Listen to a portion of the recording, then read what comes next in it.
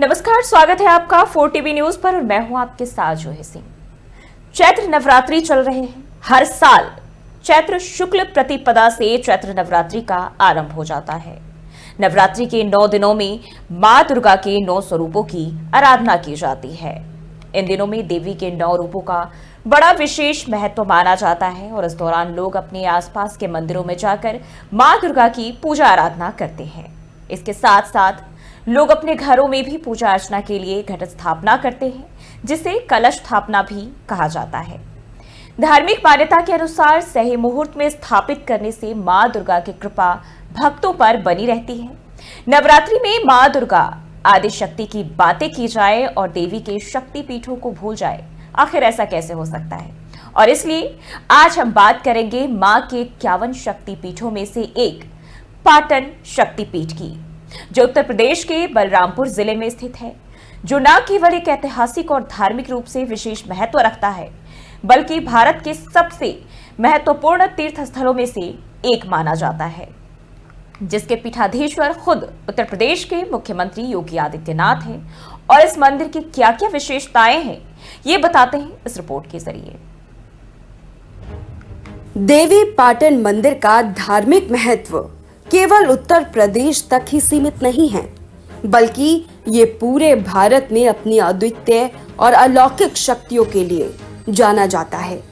ये मंदिर भारत के 51 शक्तिपीठों में से एक है। इन शक्तिपीठ के अस्तित्व में आने के पीछे एक खास वजह है। पौराणिक कथा के मुताबिक भगवान शिव की पहली पत्नी सती ने अपने पिता राजा दक्ष की मर्जी के बिना भोलेनाथ से विवाह किया था।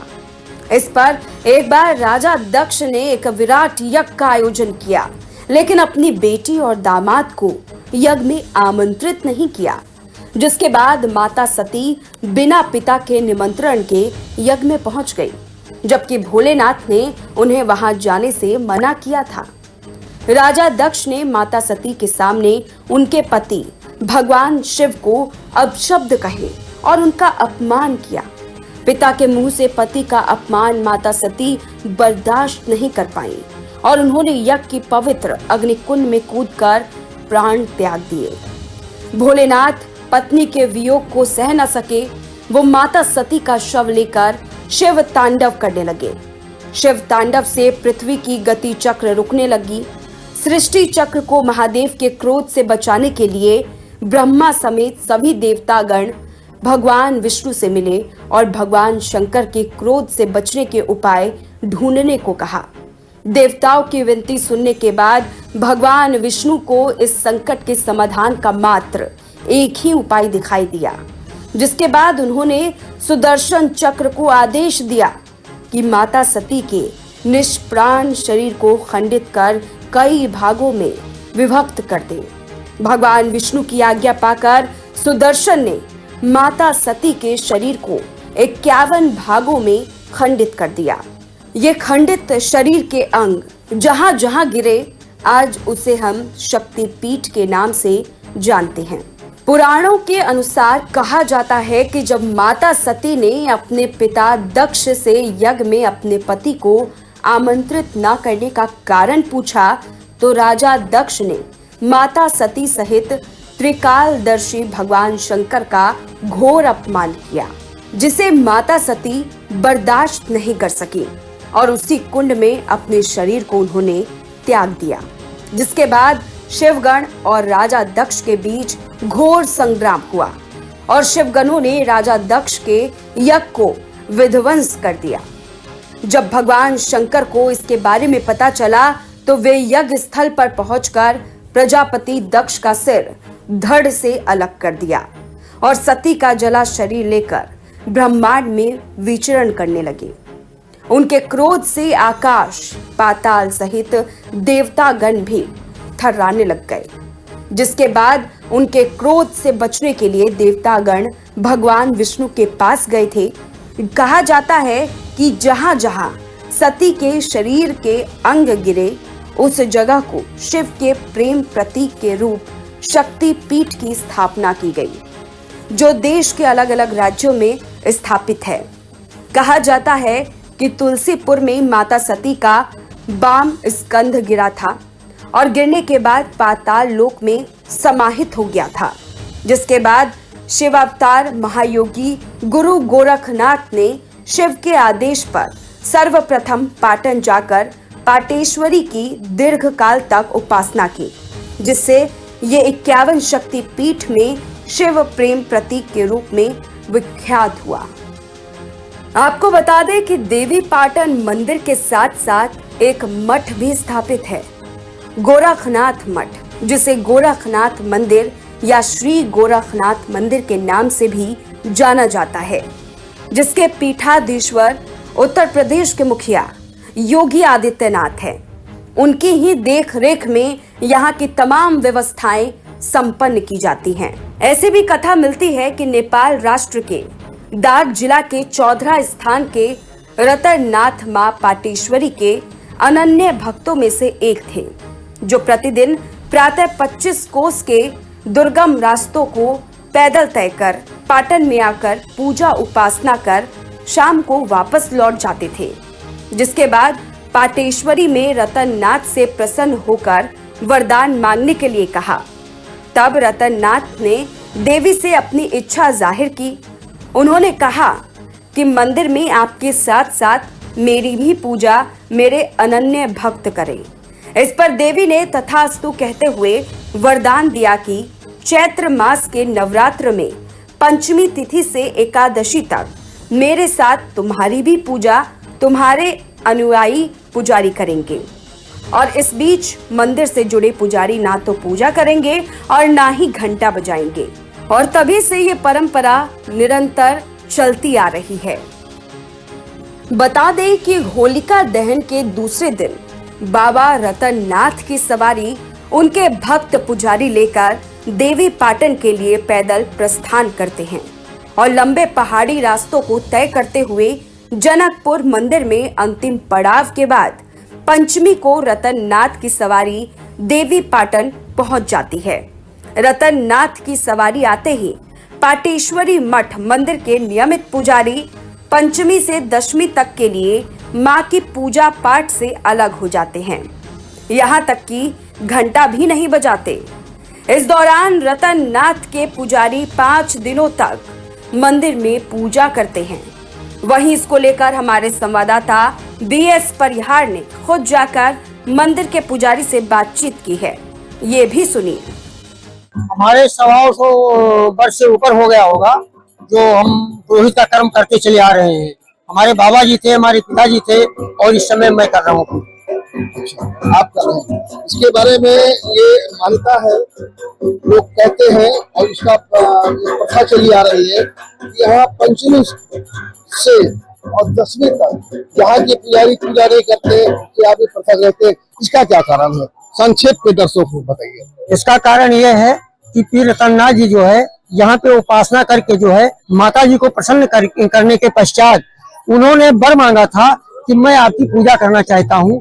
इसलिए वो जो है अपने पात्र देवता को लेकर के वहाँ के पुजारी आते हैं और माता जी और उनकी पूजा जो है वही लोग करते हैं पंचमी से लेकर के और दसवीं तक। अभी आपने कहा ये व्यवस्था माता जी ने स्वयं ने किया था कि 5 दिन की पूजा यहाँ के पुजारी नहीं करेंगे, आपके जो भक्त करेंगे, या ये व्यवस्था बाद में बनाएंगे? नहीं, ये व्यवस्था जो है हमारे ख्याल से तो हजारों या जितना भी कहा जाए वो कम है, लेकिन आदिकाल से ही चला रहा है।